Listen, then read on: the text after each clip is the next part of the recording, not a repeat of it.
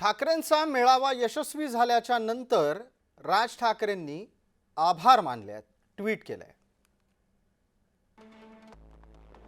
राज म्हणतायत, हिंदी सक्तीच्या बाबतीत मराठी माणसानं सरकारला झुकवलं, त्यानंतर मुंबईमध्ये मराठी माणसांचा विजयी मेळावा झाला।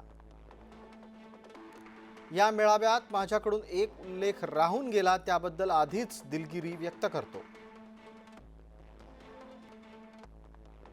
हिंदी सक्तीच्या विरोधात मराठी वृत्तवाहिन्या, मराठी वर्तमानपत्र,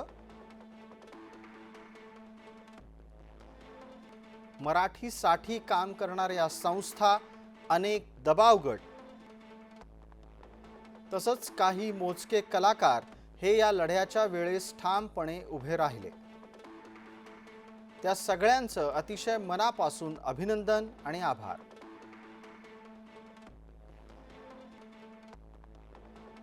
मराठी अस्मितेच्यासाठी ही एकजूट अशीच कायम राहील।